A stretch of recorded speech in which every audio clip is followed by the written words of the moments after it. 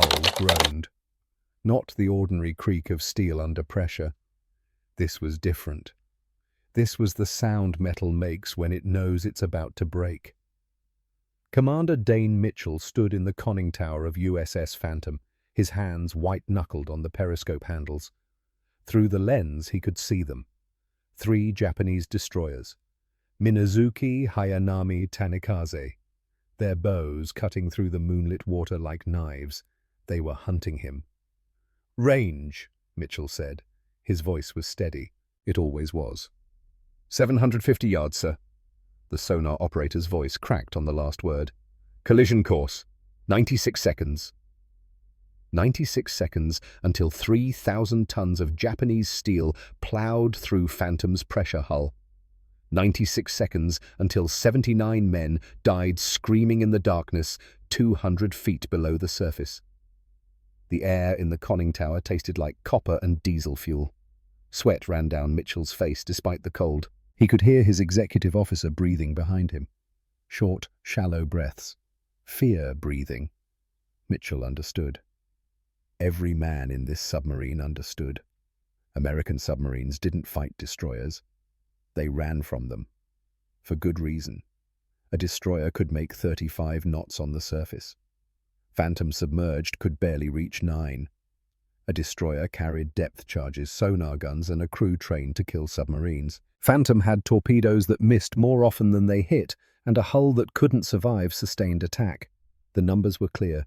Destroyers killed submarines, not the other way around.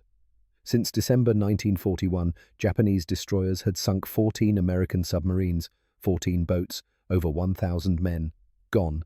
American submarines had sunk exactly 0 Japanese destroyers in combat. 0. "Sir," the exec's voice was tight.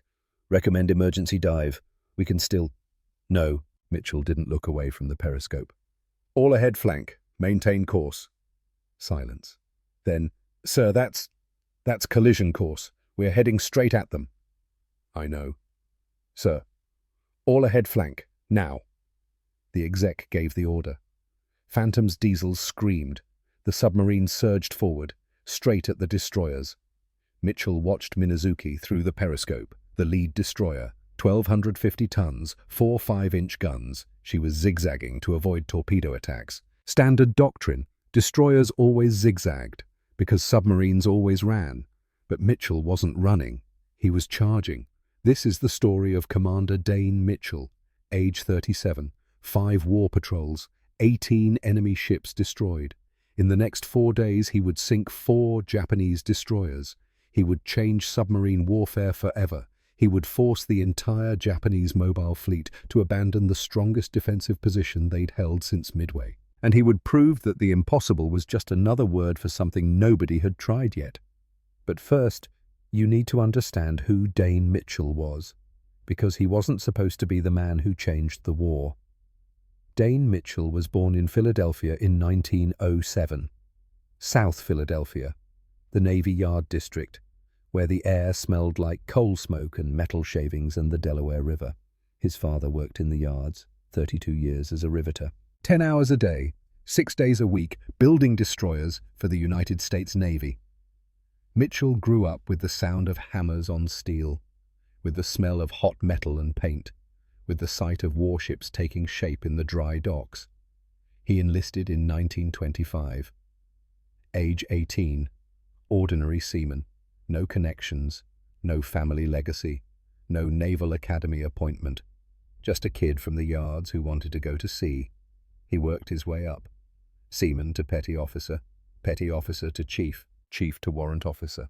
In 1933 he received a commission, ensign, United States Navy, earned on merit, not given because of who his father knew. In 1936 he volunteered for submarine service. Most officers avoided submarines.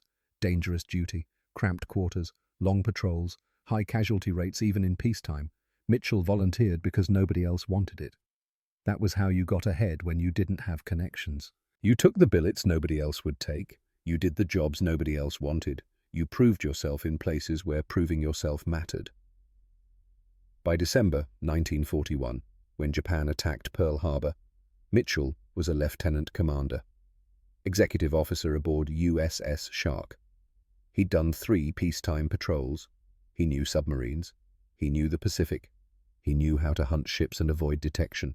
What he didn't know was how to fight destroyers. Nobody did. In the first year of the war, Japanese destroyers sank 6 American submarines. In the second year, 8 more. The tactics were always the same. Sonar detected the submarine. Destroyers converged. Depth charges rained down until the submarine either surfaced or imploded. The American response was always the same, too.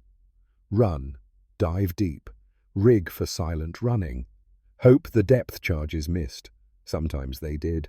More often they didn't. Mitchell made commander in January 1943. They gave him USS Phantom, a Gato-class fleet submarine, 312 feet long, displacement 2,400 tons, submerged, 10 torpedo tubes, 24 torpedoes, crew of 79. His first patrol as captain was textbook. He followed doctrine, avoided destroyers, sank 3 cargo ships, returned safely to Fremantle, Australia. His second patrol, 2 tankers destroyed. Third patrol, 1 cruiser damaged, 2 transports sunk. Fourth patrol, 3 cargo ships. By the standards of submarine warfare, Mitchell was successful, competent, reliable. Other commanders called him Steady Dane, the captain who always came back, who didn't take unnecessary risks, who played by the rules. That reputation saved his life, and it almost cost him everything. February 1944. Mitchell was in Fremantle when the news came. USS Greyback was overdue, presumed lost, all hands. Commander Marcus Brennan, Mitchell's friend. They'd served together on Shark, had gone through submarine school together, had spent long nights in port talking about tactics and families and what they'd do after the war.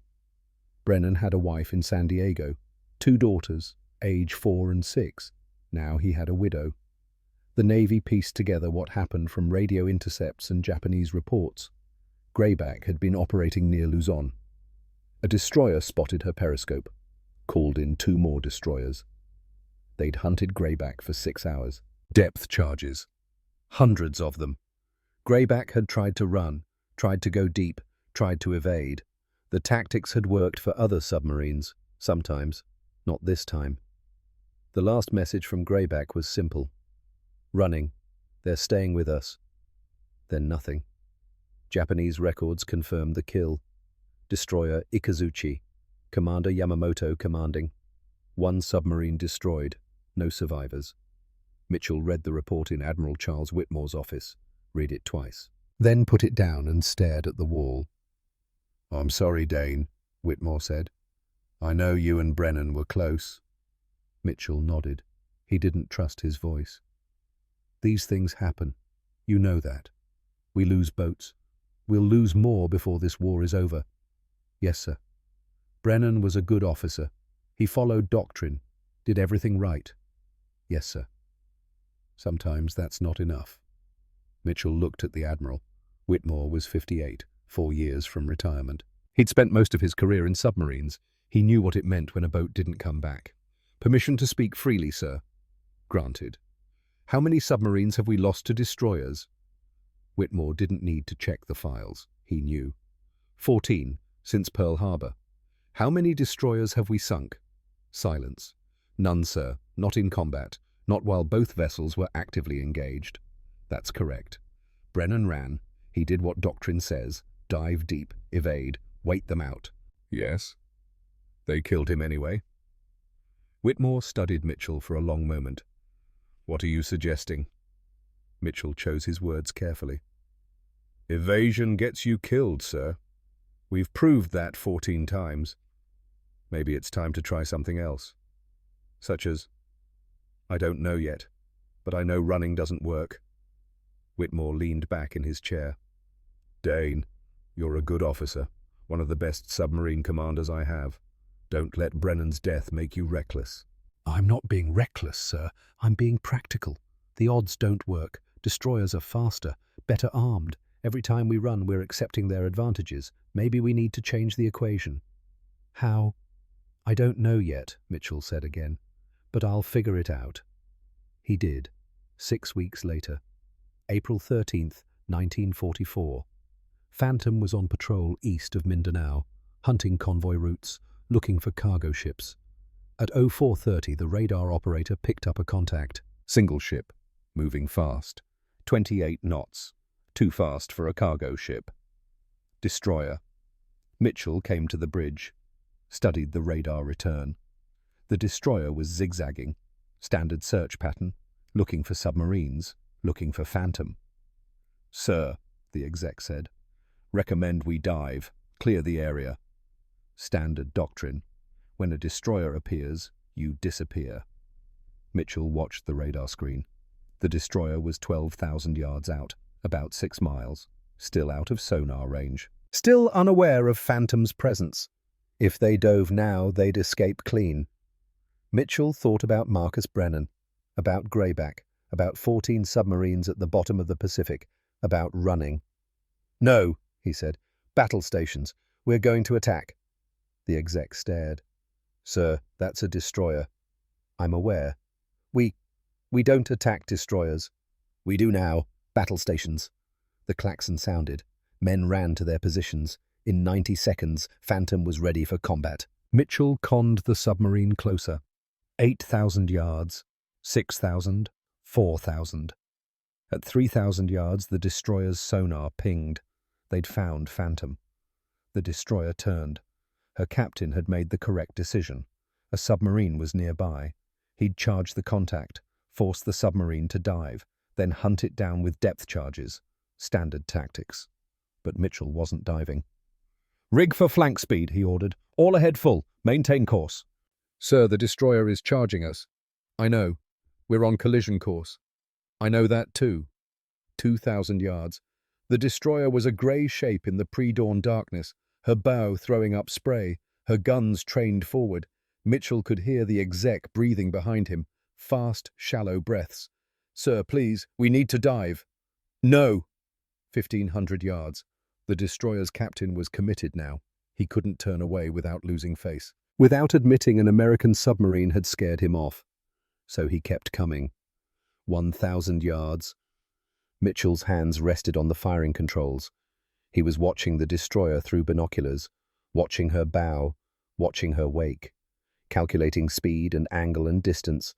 900 yards. Fire tubes 1, 2, 3, 4. 4 torpedoes away. 17-second intervals between shots. "Emergency dive, take her down 300 feet. Phantom's bow dropped. The klaxon screamed. Hatches clanged shut. Men grabbed handholds as the deck tilted 30 degrees down. Above them, 4 torpedoes raced toward the destroyer. Mark 14s. Armed, running hot and true. Torpedo run time from 900 yards, approximately 45 seconds. Mitchell counted. 20 seconds. 30. At 41 seconds, the first explosion. Not as loud as future kills would be. They were deeper. The water muffled the sound, but Mitchell felt it in his bones. Then the second explosion. Bigger, closer, then silence. Phantom leveled off at 300 feet. Mitchell waited 2 minutes, then climbed to periscope depth. Through the lens, he could see the debris field, the oil slick, the wreckage. The destroyer Ikazuchi was gone, broken in half. Both sections sinking. The same destroyer that killed Marcus Brennan. The same destroyer that had sunk USS Greyback. Gone. Mitchell lowered the periscope, looked at his exec. The young officer was pale, shaking. "Radio room," Mitchell said. "Send message to ComSub Pack. Expended 4 torpedoes and 1 destroyer." The radio operator's voice came back. "Sir, did you say 1 destroyer?" "That's correct. 1 destroyer. Ikazuchi. Sunk. All tubes reloaded and ready." Mitchell could hear the stunned silence from the radio room. He understood. They'd just done something that had never been done in this war. They'd hunted the hunters, and they'd won. The message reached Admiral Whitmore 3 hours later. He read it twice, then called his staff together. "Phantom just sank a destroyer," he said. His operations officer blinked. "A destroyer, sir? You mean?" "I mean a warship, a combatant. USS Phantom engaged and destroyed the Japanese destroyer Ikazuchi in a surface torpedo attack." Silence around the table. "How?" someone finally asked. Whitmore handed over Mitchell's patrol report. The staff officers read it. Their expressions shifted from disbelief to shock to something close to excitement. "He charged it," the operations officer said. "He didn't run. He charged straight at it and fired at point-blank range." "Yes. Sir, that's suicide. The odds don't matter if you change the equation," Whitmore said. Mitchell changed the equation. He dismissed his staff, sat alone in his office, thinking. Dane Mitchell had just proved something important. Something that could change the entire submarine war.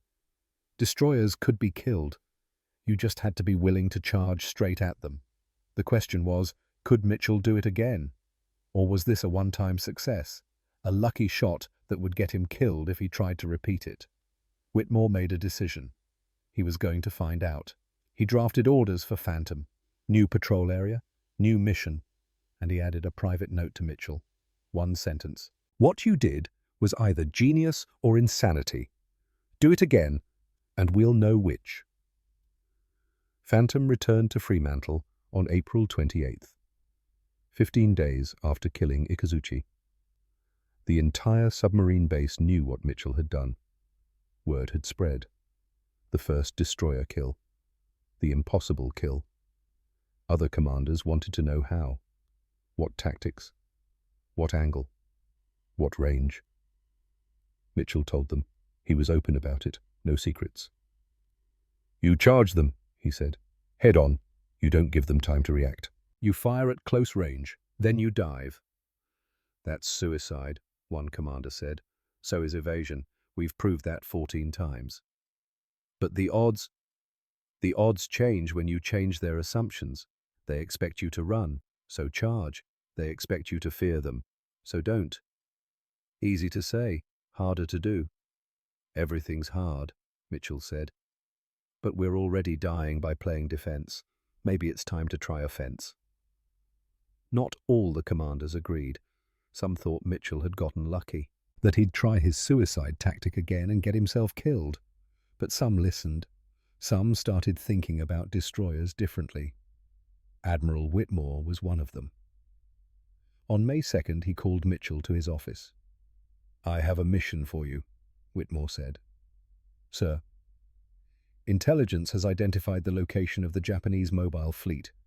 They're concentrated at Tawi Tawi anchorage, bottom of the Philippines, near Borneo." Mitchell nodded. He knew Tawi Tawi. Good anchorage, deep water, protected approaches, perfect place to hide a fleet. "How large a fleet, sir?"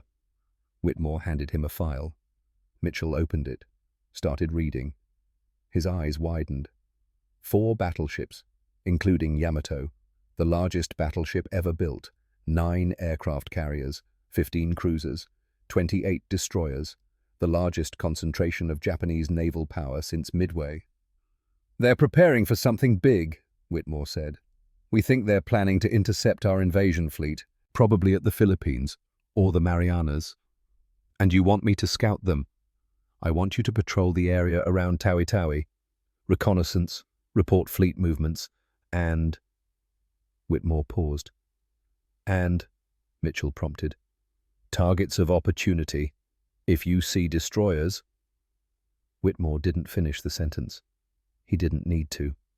"Sir, with respect, attacking destroyers near the main Japanese fleet would be—" "I know what it would be. But every destroyer you sink is one less escort for their carriers, one less threat to our invasion. And more importantly," Whitmore leaned forward, "every destroyer you sink disrupts their timetable, makes them nervous, makes them think their anchorage isn't safe, makes them question whether to stay or go." Mitchell understood. This wasn't just about killing ships, it was about psychological warfare. "Sir, is this an official order?"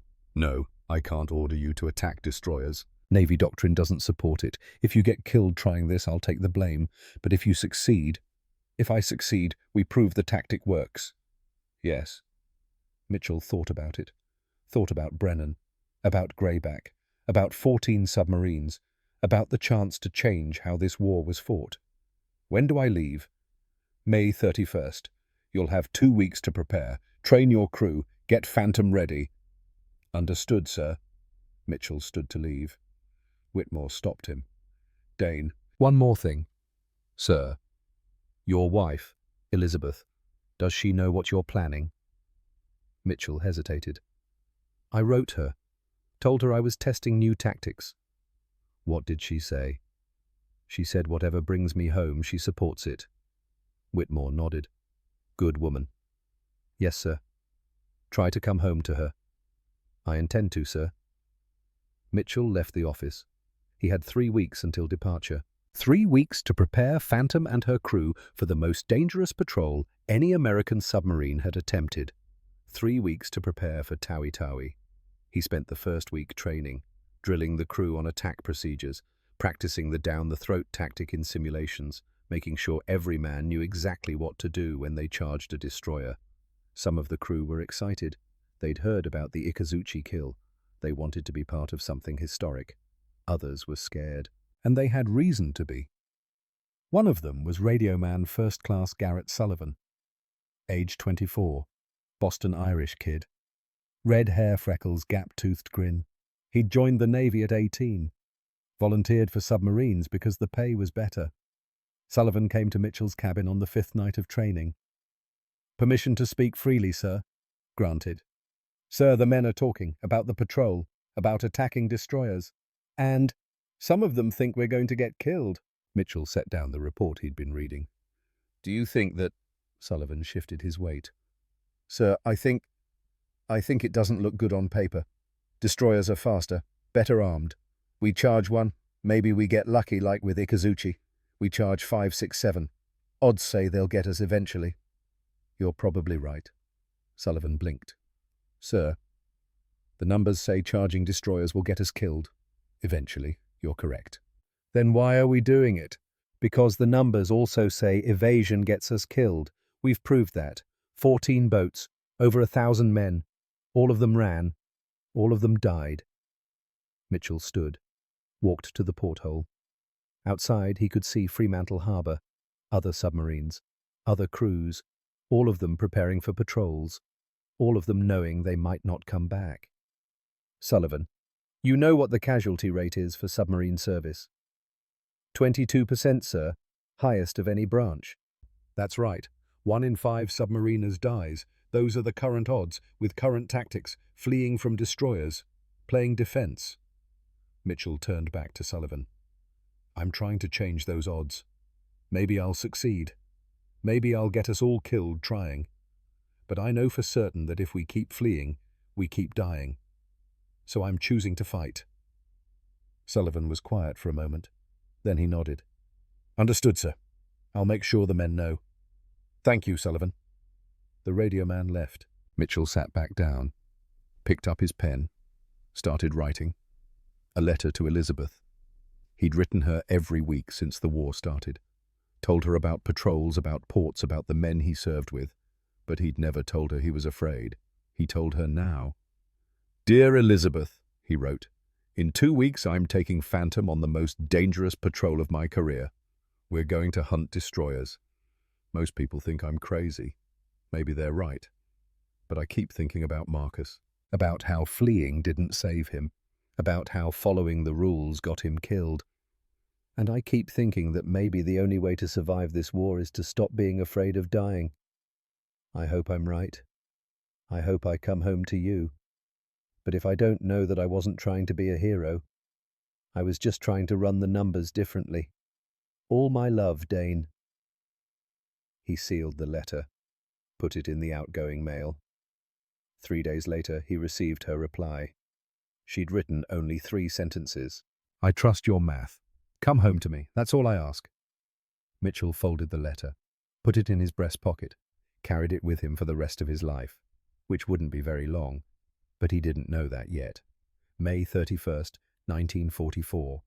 0600 hours, USS Phantom cast off from Fremantle, heading north, toward Tawi Tawi, toward the largest Japanese fleet concentration since Midway, toward 4 destroyers, and toward 4 days that would change the war. The crew was ready. Phantom was ready. Mitchell was ready. As ready as any man could be to charge straight at death and dare it to blink first. Phantom disappeared beneath the waves. The harbor grew quiet, and for 9 days nobody heard from her. Then, on June 6th, at 0647, Commander Dane Mitchell found himself in the conning tower, staring at 3 Japanese destroyers through a periscope, 750 yards away, 96 seconds to collision. And the mathematics he'd calculated for 3 months were about to be tested. For 9 days, USS Phantom was a ghost. She operated 15 miles north of Tawi-Tawi anchorage, submerged during daylight, surfacing only at night to charge batteries and transmit position reports. Through his periscope, Commander Dane Mitchell watched the largest Japanese fleet since Midway swing at anchor.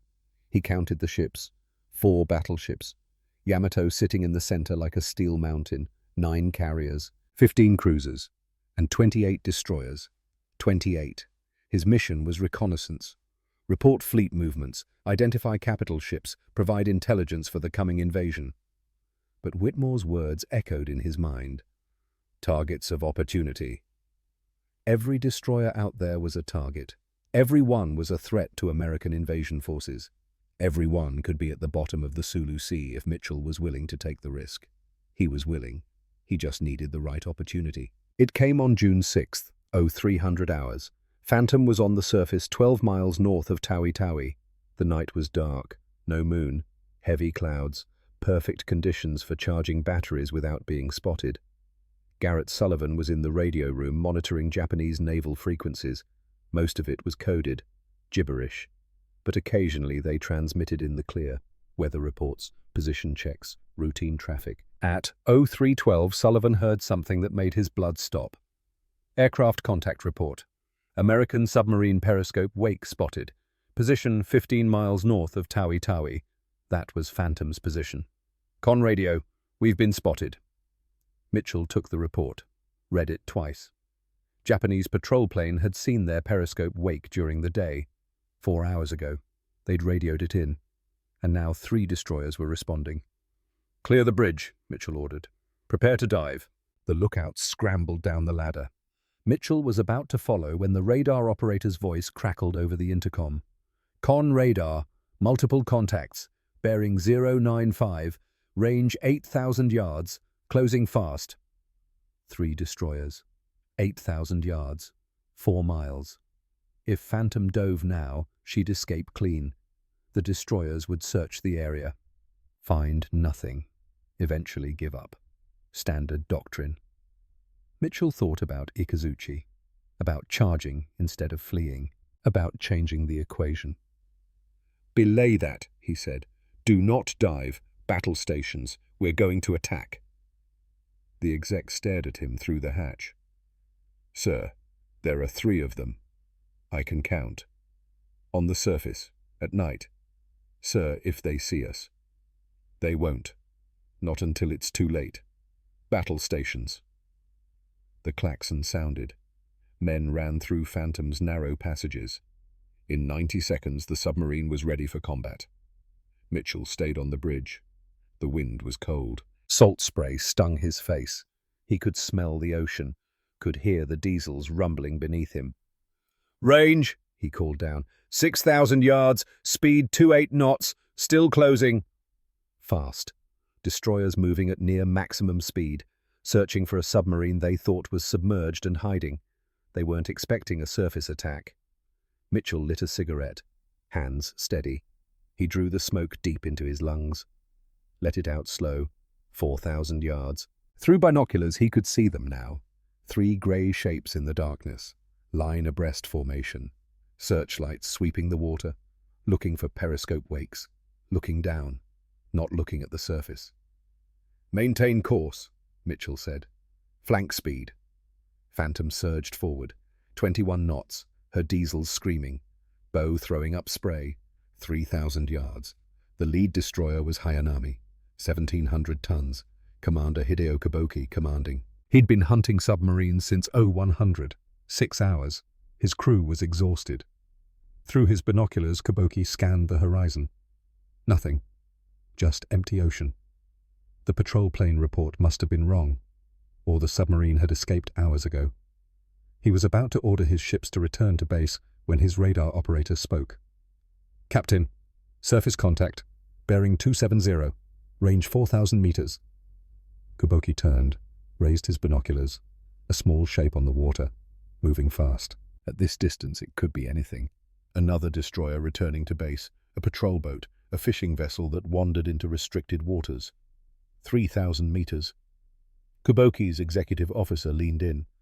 "Sir, that's not one of ours." Kuboki felt ice in his stomach. American submarine. On the surface. Charging straight at them. "All ahead flank," he shouted. "Turn to ram battle stations." But he was already too late. Mitchell watched through his binoculars as Hayanami turned. Saw her bow swing around. Saw her wake increase as her engines surged. She was trying to ram. Standard destroyer tactic against submarines. Get close. Crush them beneath your keel. It worked when the submarine was trying to dive. It didn't work when the submarine was firing torpedoes. "Range," Mitchell said. His voice was calm, like he was ordering coffee. 2,300 yards. Perfect range. Close enough that the torpedoes couldn't miss. Far enough that Phantom could dive before the destroyer closed. "Fire tubes 1, 2, 3, 4. 4 torpedoes leaped from Phantom's bow, steam trails visible in the darkness, heading straight for Hayanami. Dive, dive, emergency, dive. Mitchell dropped through the hatch, pulled it shut behind him, dogged it tight. Above him, the bridge was already flooding. Phantom's bow tilted down, 20-degree angle, 30, 40. The submarine plunged beneath the surface. Mitchell counted. Torpedo runtime from 2,300 yards, approximately 50 seconds, 20 seconds, 30, 40. At 46 seconds, the first explosion, muffled by water and distance, but unmistakable. Then the second, massive. The shockwave hit Phantom like a hammer. The submarine rolled 15 degrees to port. Light bulbs shattered. Men grabbed handholds. Mitchell hung onto the periscope housing, counted to 30, then ordered Phantom to periscope depth. Through the lens he could see the destruction. Hayanami was dying. The first torpedo had hit near her bridge. Killed the captain. Killed the bridge crew. Wrecked her steering. The second torpedo had hit the aft magazine. The explosion tore the destroyer's stern completely off. The ship rolled 90 degrees, her propellers still spinning, still churning water as the stern section sank. It took 45 seconds. Hayanami went under stern first, upside down, her bow pointing at the sky. Then she was gone. 147 men, Commander Kuboki, every officer and sailor aboard, all dead. Mitchell watched the debris field for another 30 seconds, then lowered the periscope. Secure from battle stations. Rig for silent running. Take her deep. 400 feet. Above them, Japanese patrol planes would be arriving, dropping markers, calling more destroyers. The water around Tawi Tawi would be swarming with hunters within the hour. But Phantom would be deep, silent, invisible. Mitchell checked his watch. 0347, 2 destroyers in 3 months. He was just getting started. The news reached Admiral Suemu Toyota at 0900 hours. 2 destroyers, Minazuki and Hayanami, both sunk. Same submarine, 24 hours apart. Toyota stood in his office aboard the battleship Yamato, staring at the reports. He was 59 years old, Commander-in-Chief of the Combined Fleet, the most powerful naval officer in Japan, and an American submarine was making him look like a fool. "How many destroyers do we have searching?" he asked his operations officer. 6, sir, with more en route. Make it 8. Pull them from convoy escort if you have to. I want that submarine found. I want it destroyed. Yes, sir. And send a message to all destroyer captains. Maximum aggression. No retreat. When you find that submarine, you kill it. Understood? Understood, sir. The operations officer left. Toyota remained at his desk, thinking. 2 destroyers shouldn't matter. He had 26 remaining. The loss was tactically insignificant, but strategically, if one American submarine could penetrate his defensive screen this easily, what did that say about Tawi Tawi's security? What did that say about Operation Ago? The plan was simple.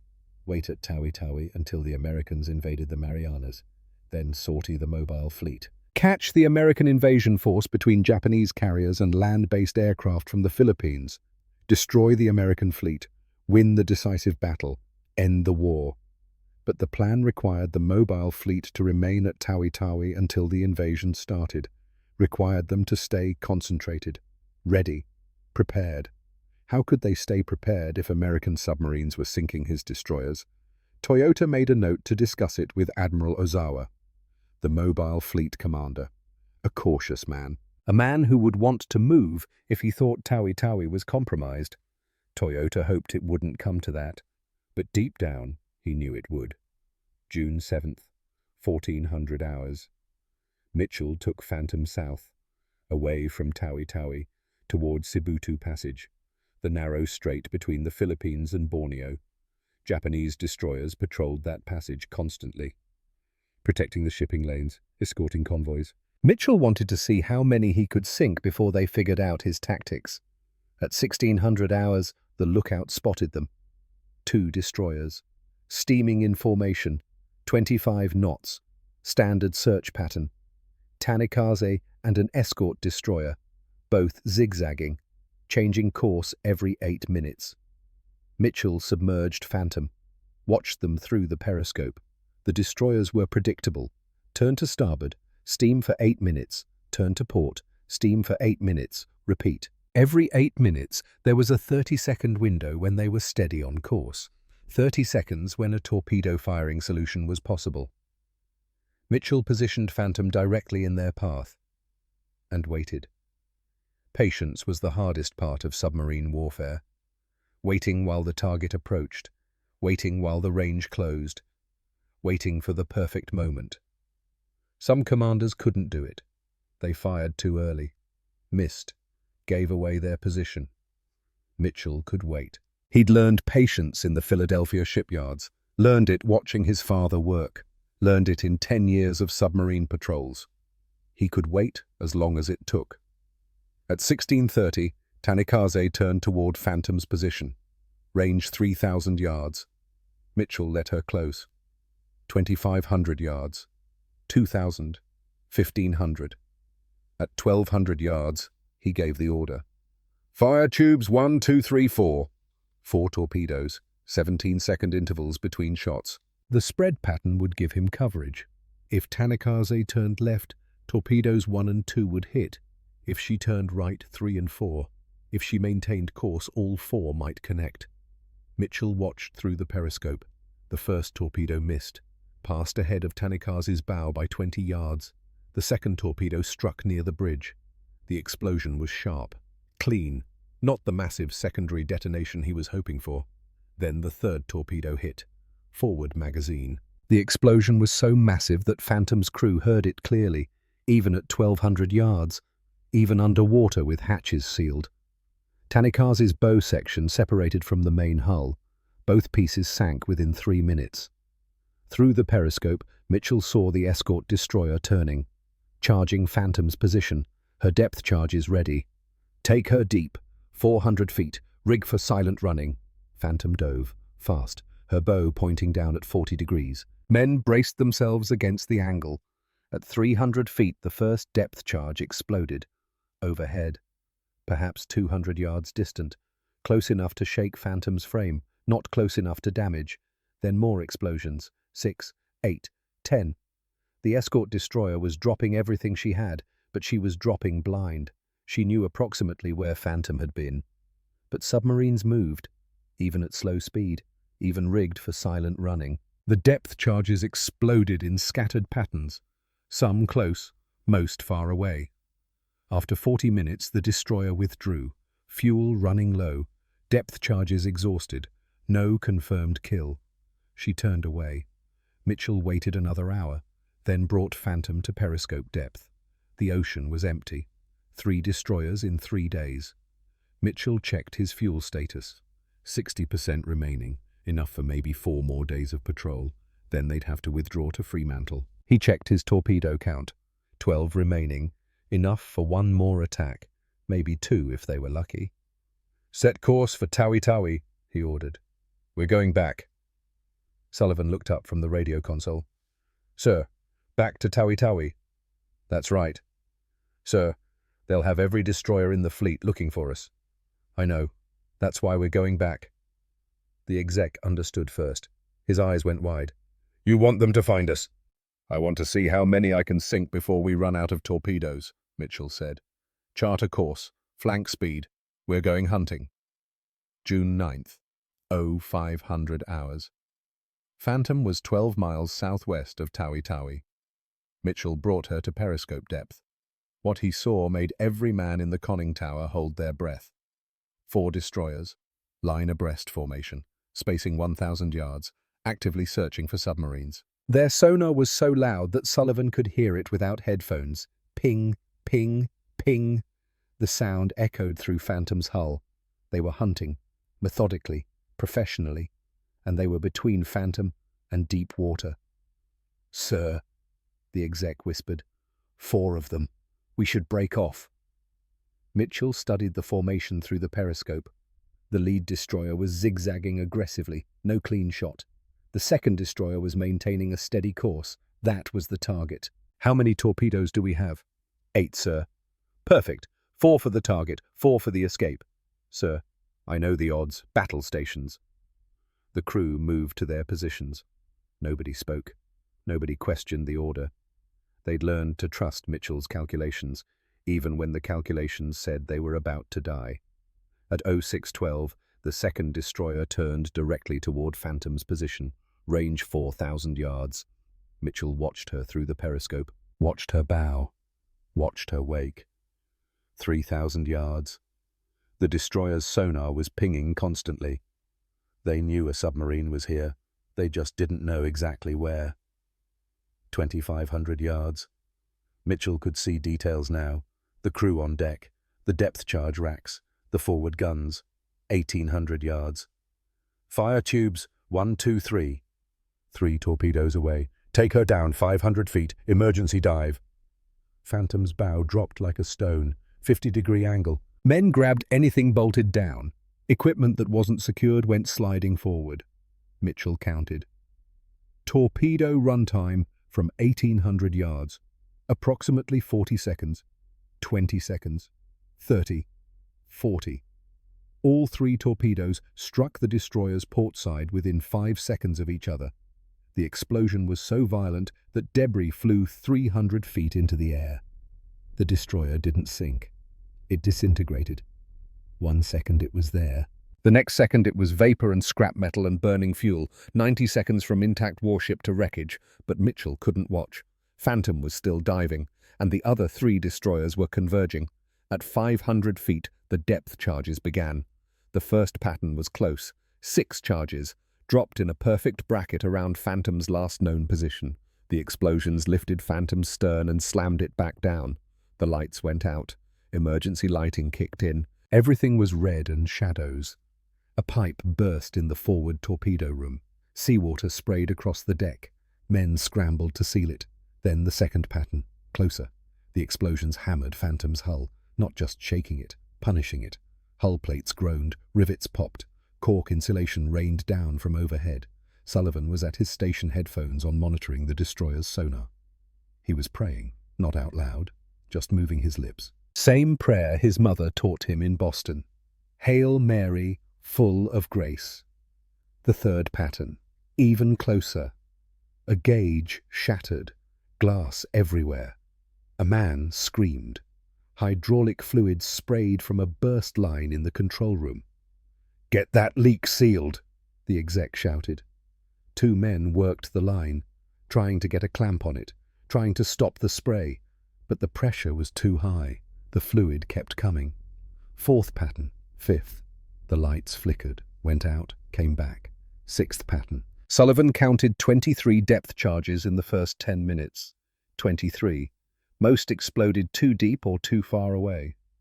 But 3 came close enough to crack gauge glass, to spring minor leaks, to make Phantom's hull scream. Mitchell stood at the periscope housing, stone still, face expressionless.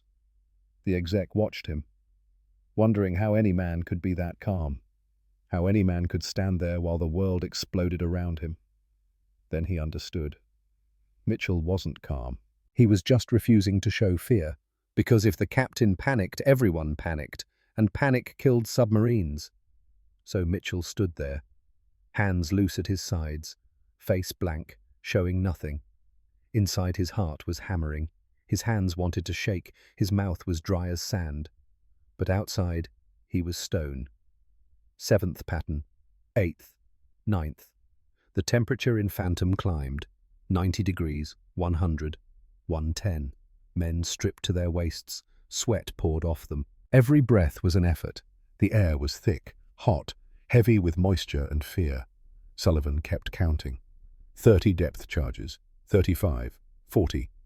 At 42, the attacks stopped. Silence. Just the sound of Phantom's electric motors, the sound of men breathing, the sound of water dripping from burst pipes. Mitchell waited, counted to 60, then ordered Phantom to periscope depth. The destroyers were gone, withdrawn, out of depth charges, out of options. Mitchell scanned the horizon. Empty ocean, clear sky. "Surface," he ordered. "Damage report." Phantom rose, broke surface. The hatches opened. Fresh air poured in. Men gulped it down. That first breath of clean air after 2 hours underwater, after 2 hours of explosions and terror and certain death. It tasted like life. The damage report came in. Minor leaks, cracked gauges, burst hydraulic lines, nothing critical, nothing that couldn't be repaired. 4 destroyers attacked, 1 sunk. Phantom damaged but alive. Mitchell checked fuel. 40% remaining. Maybe 3 days.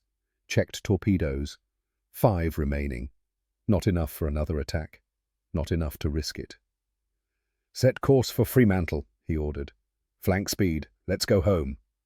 Sullivan grinned, gap-toothed, exhausted, alive. 4 destroyers in 4 days, sir. That's got to be some kind of record. Mitchell allowed himself a small smile. "I suppose it is." What Mitchell didn't know was what those 4 destroyers meant, what they would cost Japan, what they would change. June 9th, 1400 hours. Admiral Jisaburo Ozawa received the reports in his cabin aboard the carrier Taiho. 4 destroyers lost. Minazuki, Hayanami, Tanikaze. 1 unidentified. 4 days. 1 submarine. Ozawa was 60 years old. He'd commanded the mobile fleet since November. He was a careful man, a planner, a man who calculated odds and made decisions based on logic. The logic now was clear. If 1 American submarine could penetrate Tawi-Tawi's defensive screen this easily, the anchorage was compromised. If the anchorage was compromised, the entire mobile fleet was at risk. He drafted a message to Admiral Toyota. "Request permission to sortie mobile fleet immediately. Tawi-Tawi no longer secure. Recommend movement to Philippine Sea to await American invasion." The message reached Toyota within an hour. Toyota read it again, then slammed his fist on the desk. He knew Ozawa was right. The submarine had proved it. Tawi-Tawi wasn't safe, but Operation Ago wasn't scheduled to begin until June 15th. 6 days away. If the mobile fleet sortied now, they'd arrive in the Philippine Sea 6 days early. 6 days without proper reconnaissance. 6 days with destroyers scattered across patrol zones instead of organized in defensive screens. 6 days with supply ships still en route. 6 days with the entire battle plan disrupted. But if they stayed at Tawi-Tawi, American submarines would pick them apart, 1 destroyer at a time, until there was nothing left. Toyota made his decision. He sent the order at 1600 hours. Mobile fleet will sortie from Tawi-Tawi June 10th, 0800 hours. Destination Philippine Sea. Operation Ago advanced to June 15th. All units prepare for immediate departure. At Tawi-Tawi, the fleet began preparations. 4 battleships, 9 carriers, 15 cruisers, 24 destroyers. The largest Japanese fleet movement since Midway. All because 1 submarine had sunk 4 destroyers in 4 days. All because Dane Mitchell had refused to flee. American codebreakers intercepted the movement orders within 3 hours. The intelligence reached Admiral Raymond Spruance, commander of the 5th Fleet, at 2200 hours. Spruance read the decoded message, then called his staff together. The Japanese mobile fleet is leaving Tawi-Tawi 6 days early. They're heading for the Philippine Sea. His operations officer studied the intercept. Early departure. Why? Submarine activity. Looks like one of our boats has been raising hell around Tawi-Tawi. Sank 4 destroyers, made them nervous. Which boat? USS Phantom. Commander Dane Mitchell. Someone whistled. 4 destroyers, in how long? 4 days. Silence around the table. That's impossible, someone said. Apparently not, Spruance said. And it just won us the Battle of the Philippine Sea. Sir, the Japanese are leaving early, disrupted, disorganized. Their recon planes will burn fuel during the extra transit. Their destroyers will be scattered. Their supply lines won't be established. Spruance smiled. It was a cold smile, a hunter's smile. They're coming to fight us 6 days before they're ready. That's a gift, and I intend to unwrap it. He turned to his operations officer. Adjust our battle plan. The Japanese fleet will arrive in the Philippine Sea between June 14th and 15th. I want our carriers positioned and ready. I want our pilots briefed. I want every advantage we can get. Yes, sir. And someone send a message to Commander Mitchell. Tell him well done. Tell him he just changed the war. The message was transmitted that night, but Mitchell never received it. Phantom was running silent. Radio off, heading south at flank speed, getting as far from Tawi-Tawi as possible before the Japanese realized what had happened. Mitchell stood on the bridge, smoking, watching the stars. 4 destroyers, 4 days. He'd proved the tactic worked, proved submarines could hunt warships, proved that charging was better than fleeing. Now all he had to do was survive long enough to do it again. Phantom reached Fremantle on June 26th, 17 days at sea, 4 destroyers destroyed, 0 casualties. The most successful anti-destroyer patrol in submarine warfare history. Admiral Whitmore was waiting at the dock when Phantom tied up. He saluted Mitchell as he stepped off the submarine. Then he handed him the Navy Cross. Well done, Commander. You just changed how we fight this war. Mitchell accepted the medal. But he wasn't thinking about awards. He was thinking about the question Whitmore asked next. Can you do it again? Mitchell's answer was immediate. Give me torpedoes and I'll sink 10. Whitmore smiled. I'm going to hold you to that. Mitchell would get his chance. One more patrol, one more opportunity to prove that submarines could hunt destroyers, one more chance to change the war. He just wouldn't survive it. But he didn't know that yet. For now he was alive. His crew was alive. Phantom was safe. And somewhere in the Philippine Sea, the Japanese mobile fleet was steaming toward the largest carrier battle in history. A battle they were going to lose, because Dane Mitchell had refused to flee. June 19th, 1944. Dawn broke over the Philippine Sea. Commander Dane Mitchell knew nothing about what was happening 400 miles north of Fremantle. He was ashore, resting, training new crew members on down-the-throat tactics, preparing Phantom for her 6th war patrol, but 400 miles north history was being written. 15 American aircraft carriers faced 9 Japanese carriers in the largest carrier battle ever fought. 900 American aircraft against 430 Japanese. The battle would last 2 days, and Japan would lose everything. Admiral Jisaburo Ozawa stood on the bridge of Carrier Taiho, watching his aircraft launch. The first wave was away, 69 aircraft, heading toward the American fleet. Ozawa should have felt confident. His plan was sound. Catch the American invasion fleet between his carriers and land-based aircraft from the Philippines. Crush them. But something felt wrong. His fleet had arrived in the Philippine Sea on June 14th, 6 days early. 6 days before Operation Ago was supposed to begin. 6 days because one American submarine had forced them out of Tawi-Tawi. Those 6 days mattered. His reconnaissance aircraft had burned through fuel reserves during the premature departure. Now they couldn't conduct proper searches. He didn't know exactly where the American carriers were, didn't know their strength, didn't know their disposition. His destroyers were still regrouping from anti-submarine patrols around Tawi-Tawi. His defensive screen was disorganized, ships in the wrong positions, captains unfamiliar with their sectors. His supply ships were 3 days behind schedule. Fuel, ammunition, provisions, all delayed because of the early departure, and his pilots.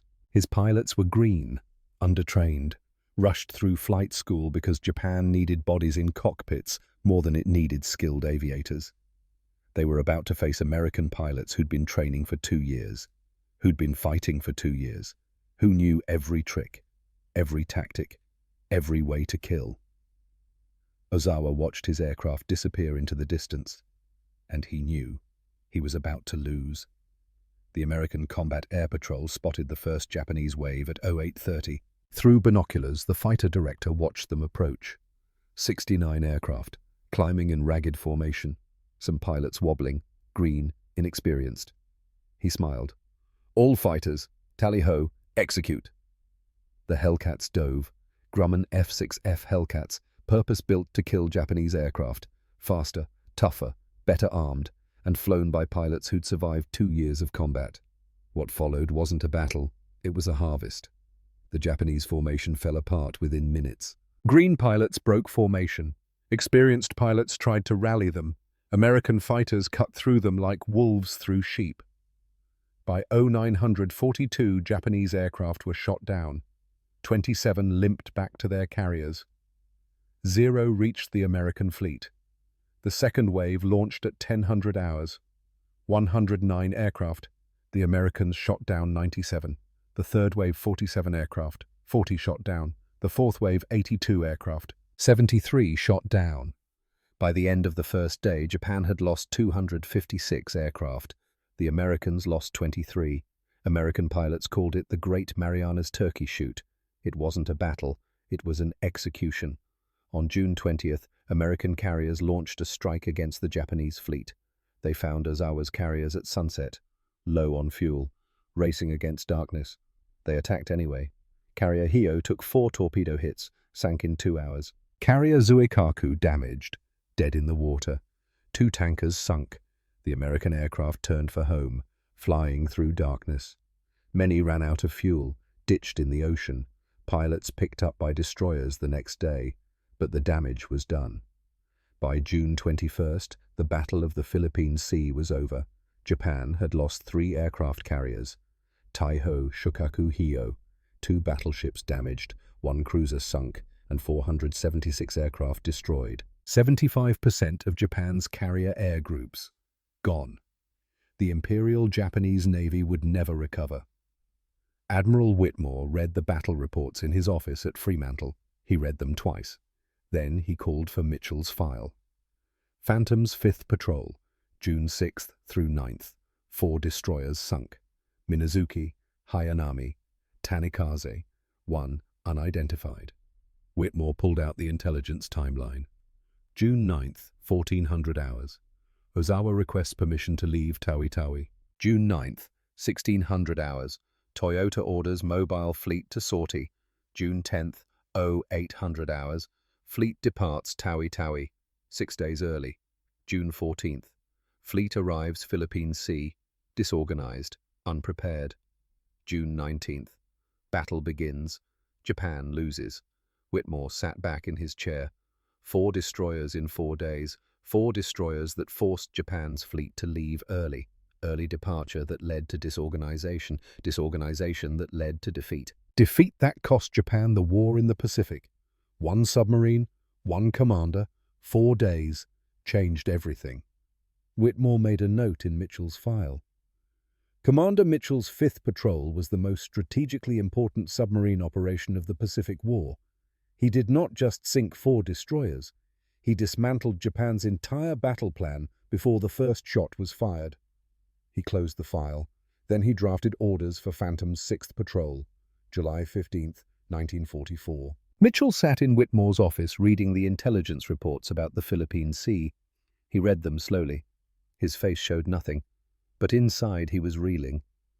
"Sir," he finally said, "I don't understand. How did sinking 4 destroyers—" "You forced them to leave early," Whitmore said. "They arrived unprepared, disorganized. and we destroyed them. But I was just hunting destroyers. You were, and in doing so you won a battle you never saw. Mitchell set down the reports. Tried to process it. 4 destroyers, 4 days.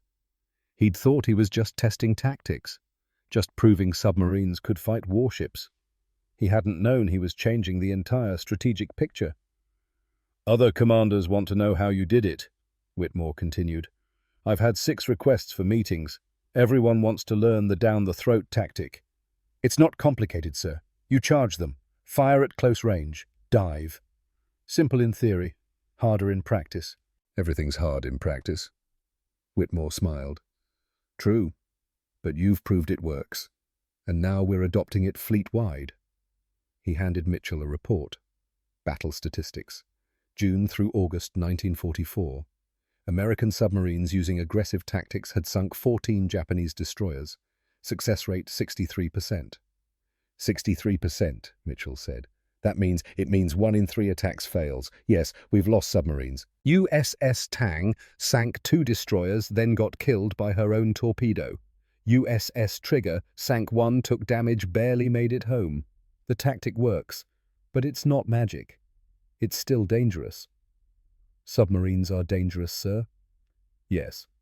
Which brings me to your next patrol. Whitmore handed over new orders. Mitchell read them. His expression didn't change. Wolfpack, he said. You'll operate with USS Barracuda and USS Hammerhead. 3 submarines. Coordinated attacks. You'll be senior commander. Area of operations. West of Luzon. We think Japan is trying to reinforce the Philippines. Supply convoys, troop transports. Your job is to stop them. And destroyers. Whitmore met his eyes. If you see them engage at your discretion, you've proved the tactic works. Now we want to see how it works with multiple submarines coordinating. Mitchell nodded. When do we leave? August 5th. 3 weeks. Mitchell stood, saluted, turned to leave. Dane, Whitmore said. Mitchell stopped. Be careful out there. The Japanese have studied your tactics. They know what you're doing now. They're adapting. Understood, sir. And Dane, come back. Elizabeth is waiting. Mitchell thought about the letter in his breast pocket. I trust your math. Come home to me. I intend to, sir. He left the office. 3 weeks later, Phantom would depart on her 6th war patrol. She would not return. August 5th, 1944. 0600 hours. USS Phantom cast off from Fremantle, heading north, toward Luzon, toward the convoy routes, toward death. The crew was confident, cocky even. They'd sunk 4 destroyers in 4 days. They'd survived depth charge attacks. They'd proved they were the best submarine in the Pacific. Garrett Sullivan was at his station in the radio room, writing a letter home. Mom, he wrote, we're heading out again, 6th Patrol. After what we did at Tawi-Tawi, this should be easy. The Japs are scared of us now. They know Phantom. They know Commander Mitchell. They know we don't run. See you in 6 weeks. Love, Garrett. He sealed the letter, put it in the outgoing mail. His mother would receive it 3 weeks later. By then, Sullivan would be dead. But he didn't know that yet. For now, he was young, alive, confident. Phantom submerged, disappeared beneath the waves, and headed north. August 21st, 1944. The Wolfpack intercepted a 16-ship convoy off Palawan Bay. 3 submarines, Phantom, Barracuda, Hammerhead, working together, coordinating attacks. They hit the convoy at midnight. Chaos. Torpedoes from 3 directions, cargo ships exploding, escorts scrambling to respond. By 0200, 4 cargo ships were sinking, 22,000 tons. The Wolfpack withdrew, reloaded, waited for dawn, August 22nd, 0600 hours.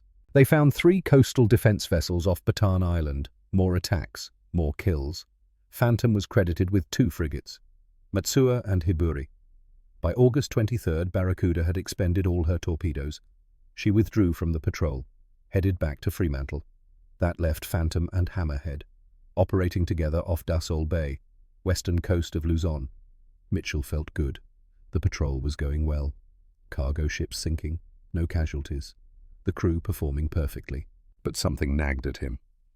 The Japanese escorts were different, more aggressive, faster response times, better tactics. They were adapting, learning. Sir, Sullivan said on the evening of August 23rd, "Radio intercept, Japanese naval traffic. They're talking about submarines in this area."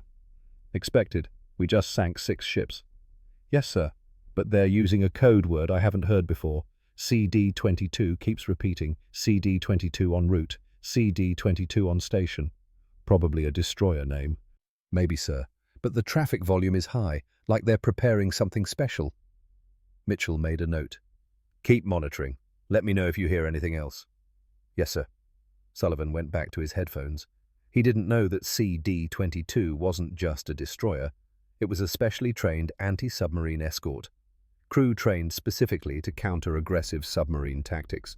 Equipped with new sonar, new depth charges, new protocols, built to kill submarines like Phantom. August 24th, 1944, 04:53 hours.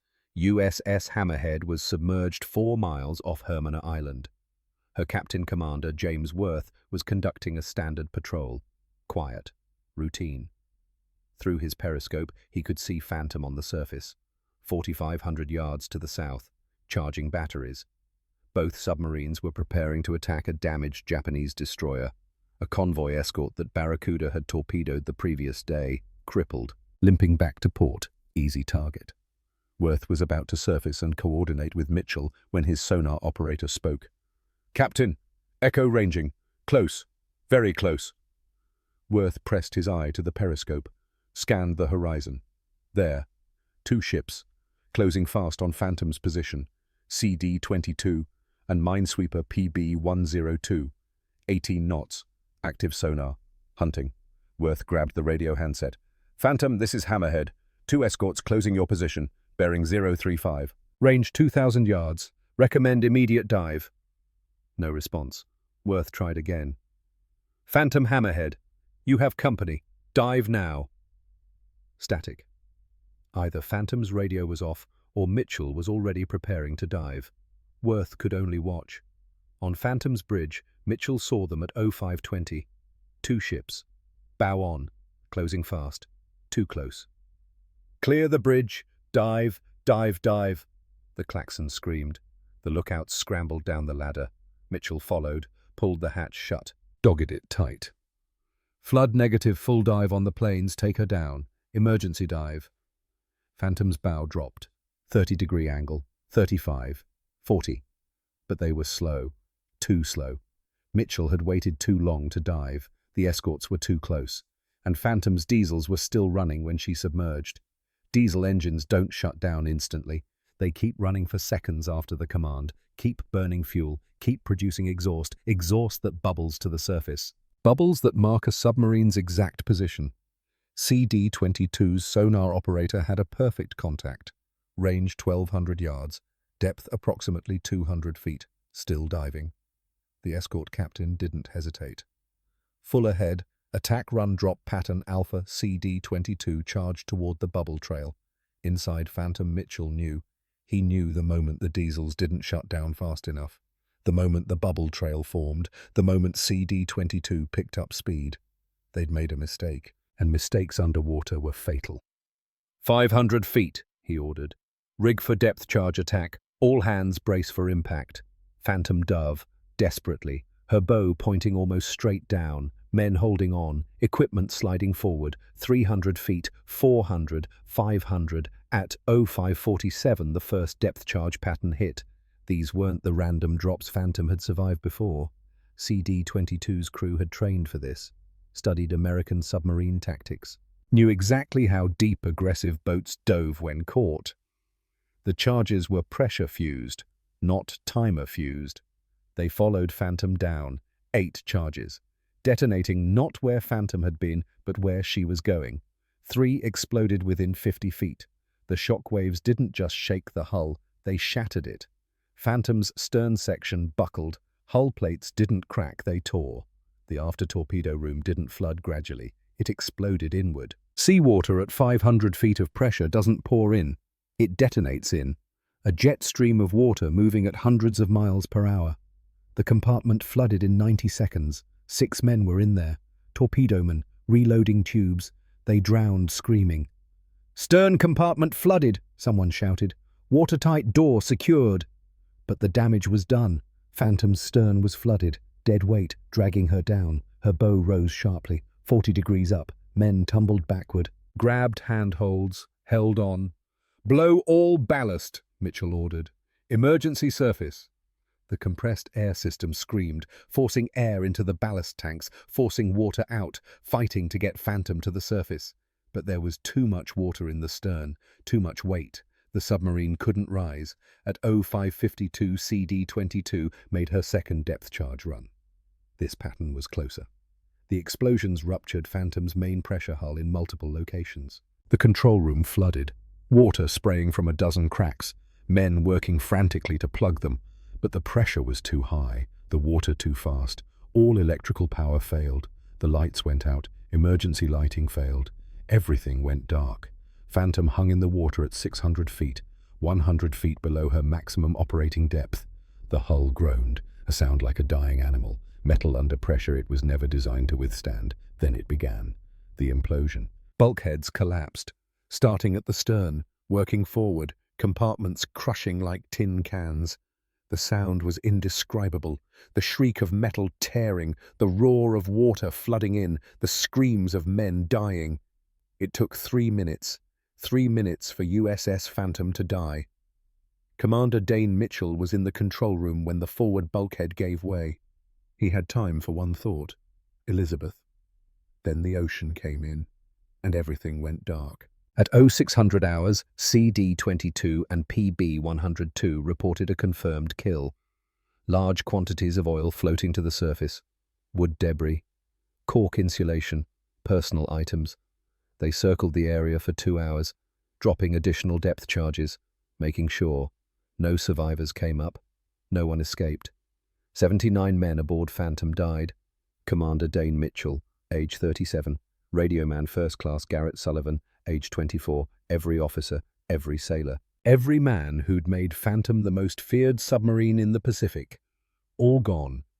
USS Hammerhead remained submerged until nightfall. Commander Worth filed a contact report describing Phantom's loss. The message reached Admiral Whitmore at 0800 on August 25th. Whitmore read it twice. Then he sat at his desk for a long time. Not moving. Not speaking. Finally he picked up his pen. He wrote one sentence in Phantom's file. USS Phantom SS-289 lost with all hands August 24th, 1944. Presumed sunk by depth charge attack. 79 casualties. He closed the file. Stood. Walked to the window. Outside, Fremantle Harbour was busy. Submarines coming and going. The war continuing. But one submarine would never come back. Whitmore thought about Mitchell, about their last conversation. "Come back. Elizabeth is waiting." "I intend to, sir." But intentions didn't matter underwater. Only calculations mattered. And eventually the calculations caught up with everyone. The news reached the United States in early September. The Navy Department sent a telegram to Elizabeth Mitchell. She was in Philadelphia, living with her parents, working at the Navy Yard. Riveting. Same job Mitchell's father had done. The telegram arrived at 1400 hours. She was at work when they told her. She read it once. "The Navy Department deeply regrets to inform you that your husband, Commander Dane Mitchell, is missing in action following enemy action in the performance of his duty and service to his country. The department appreciates your great anxiety, but information now available does not permit a more definite statement. If further details are received, you will be promptly notified." Missing in action. Not killed. Not dead. Missing. Elizabeth understood what that meant. Submarines that went missing didn't come back. Crews that went down didn't surface. Her husband was dead. She walked out of the Navy Yard, went home, closed the door, and cried for the first time since December 7th, 1941. She cried for 3 hours. Then she stopped. She had a war to finish, work to do, ships to build. Dane would have wanted her to keep going. So she did. The tactical aftermath played out over the next 6 months. Mitchell's aggressive tactics spread throughout the submarine force. Between June and December 1944, 12 American submarines adopted the down-the-throat attack. Success rates started at 63%, but the Japanese adapted. New tactics, new training, new equipment. Destroyers learned to turn away when submarines charged. Circle back. Force the submarine to expose its broadside. Success rate dropped to 40%. American submarine losses increased. 9 submarines lost to destroyer attacks between August and December, but they were still sinking more ships than ever before. Because aggressive tactics worked. Admiral Whitmore faced a choice: return to defensive doctrine, fewer kills, fewer losses, or continue aggressive doctrine, more kills, more losses. He chose aggression. "We accept the risk," he wrote in a memo to Pacific submarine commanders, "because the reward is ending this war faster." Every cargo ship we sink is food that doesn't reach Japan. Every transport we sink is troops that don't reach the Philippines. Every destroyer we sink is one less escort for their convoys. We take casualties, we'll take more, but we're winning, and we'll keep winning until Japan surrenders. The aggressive doctrine continued. Between January and August 1945, American submarines sank 437 Japanese merchant ships and 53 warships. By August 1945, Japan had less than 25% of the merchant tonnage it started the war with. The home islands were starving, factories shut down, no raw materials, no fuel, no food. The Imperial Japanese Navy couldn't fuel its remaining ships. Mitchell's revolution had worked.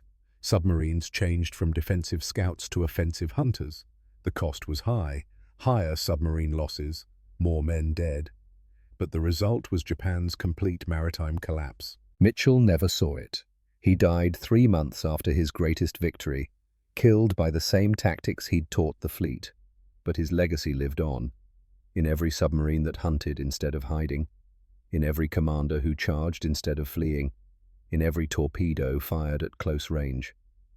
Mitchell changed how submarines fought, and in doing so, he changed the war. March 27, 1946. President Harry Truman stood on the White House lawn. Elizabeth Mitchell stood before him, age 36, widow, Navy Yard worker. She was wearing black. Truman held the Medal of Honor, blue ribbon, gold star, the highest military decoration the United States could award. He read the citation. "The President of the United States takes pride in presenting the Medal of Honor posthumously to Commander Dane Mitchell, United States Navy, for service as set forth in the following: for conspicuous gallantry and intrepidity at the risk of his life above and beyond the call of duty as commanding officer of USS Phantom during the 5th War Patrol in enemy-controlled waters, boldly attacking and destroying 4 enemy destroyers in 4 days through daring close-range torpedo attacks. Commander Mitchell demonstrated outstanding courage and brilliant tactical ability. This remarkable record attests to the valiant fighting spirit of Commander Mitchell and his indomitable command." Truman pinned the medal to Elizabeth's dress. "Your husband was a hero," he said quietly. "He changed how we fight. He helped us win." Elizabeth nodded, said nothing. What was there to say? They'd given her a medal. She'd wanted her husband. The ceremony ended. Elizabeth went home, put the medal in a drawer. She never wore it again. 1954. The Navy commissioned a new destroyer escort, USS Mitchell, hull number DE-43. Elizabeth attended the ceremony. She was 44 now, hair going grey, still working at the Navy Yard, still building ships. She watched as the ship slid down the ways, watched as it hit the water, watched as sailors scrambled aboard to make it ready for sea. Her husband's name on the bow, USS Mitchell.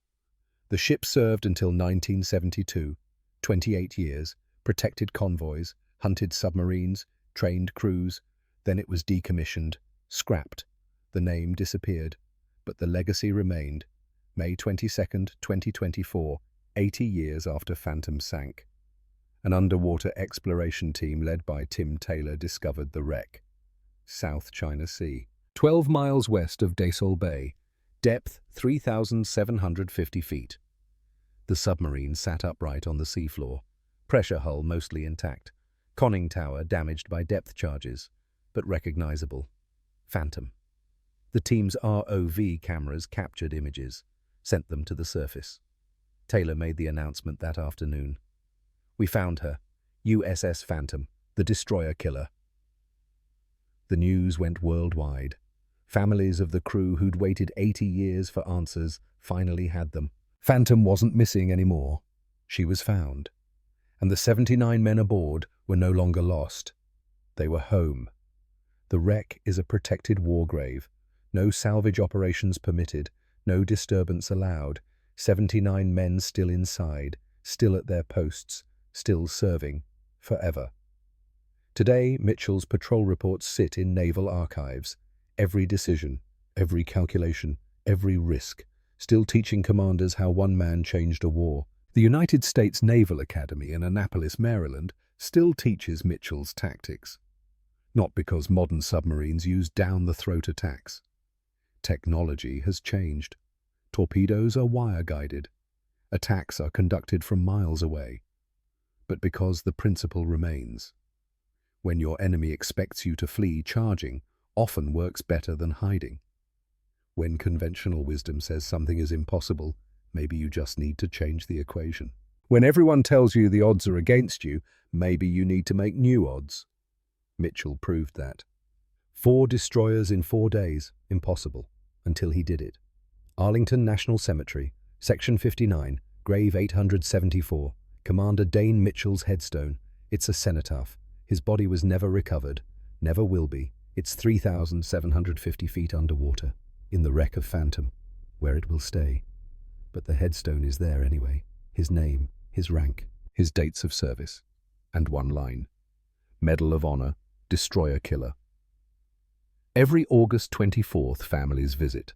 Descendants of Phantom's crew, grandchildren, great-grandchildren, people who never met the men but carry their names. They place flowers, American flags, notes. They share stories about men who died at 22, at 25, at 37. Men who volunteered for the most dangerous duty in the military, who knew the odds, who served anyway. Garrett Sullivan's great-niece comes every year. She never met him. He died 30 years before she was born. But she knows his story. Boston Irish kid, gap-toothed grin, 24 years old, radio man first class. He wrote his mother a letter 3 weeks before he died. "After what we did at Tawi Tawi, this should be easy." It wasn't easy. It was death.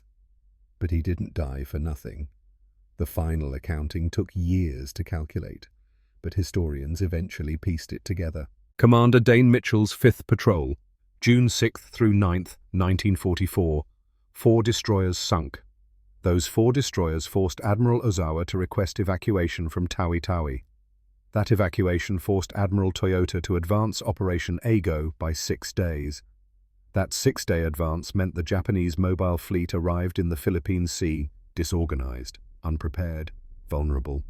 That vulnerability led to the Battle of the Philippine Sea. That battle destroyed 75% of Japan's carrier aviation. That destruction meant Japan could no longer contest American advances across the Pacific. That inability meant American forces reached the Japanese home islands by August 1945. That timeline meant the war ended in August instead of continuing into 1946. Strategic analysts estimate Mitchell's actions shortened the war by 6 to 9 months. 6 to 9 months of combat, of bombing, of casualties. 6 to 9 months equals approximately 100,000 to 400,000 lives. American, Japanese, Filipino, Chinese, Korean. Lives that would have been lost if the war continued. Lives saved because 79 men died on Phantom. The mathematics are brutal, cold, inhuman, but they're accurate. 79 men died. 100,000 lived. That was the exchange rate. That was the cost. That was Dane Mitchell's legacy. Elizabeth Mitchell died in 1998, age 88. She never remarried, never had children, spent 54 years as a widow. She was buried next to the empty grave, next to the cenotaph, next to her husband's name. After she died, they found her journal, private writings, thoughts she never shared. One entry stood out, written in 1997, 1 year before she died. Dane once told me he wasn't trying to be a hero. He was just trying to survive. But survival meant attacking instead of fleeing. And attacking meant others could survive because the war ended sooner. I spent 54 years being angry that he died, angry that he left me, angry that he chose danger over safety. But I understand now. He did survive, just not the way either of us expected. He survives in every submarine that hunts instead of hides, in every sailor who charges instead of runs, in every life saved because the war ended sooner. Dane, you promised to try to come home. You did. You just came home to all of us, not just me. She was right. Mitchell did come home. In every submarine commander who studies his tactics, in every Naval Academy lecture about aggressive warfare, in every memorial service for submariners who gave everything, in every calculation of odds and risks and costs. He came home in the lessons he taught, the changes he made, the lives he saved. Commander Dane Mitchell, 37 years old. Philadelphia dockworker's son. He joined the Navy at 18, worked his way up from ordinary seaman to commander, earned his commission through merit, volunteered for submarines when no one else would. He served 5 war patrols before Tawi-Tawi, 18 ships destroyed, competent, reliable, safe. Then he broke every rule, 4 destroyers in 4 days, charged when everyone said flee, fought when everyone said hide, changed submarine warfare forever, forced Japan's fleet to move too early, helped win the Battle of the Philippine Sea without firing a shot in it, shortened the war by 6 to 9 months, saved 100,000 lives, paid for it with 79. That's the mathematics. That's the legacy. That's why we remember. Because 79 men changed history. Because they proved the impossible was just another word for something nobody had tried yet. Because they refused to accept that the odds couldn't be changed. Because they charged straight at death and dared it to blink first. And for 4 days in June 1944, death blinked. USS Phantom, the destroyer killer, 4 destroyers, 4 days, 79 men, 100,000 saved, hit them harder. That was Phantom's motto. That's what they did. And that's why 80 years later we still tell their story. Because some men change wars, and some wars change history. And Dane Mitchell changed both.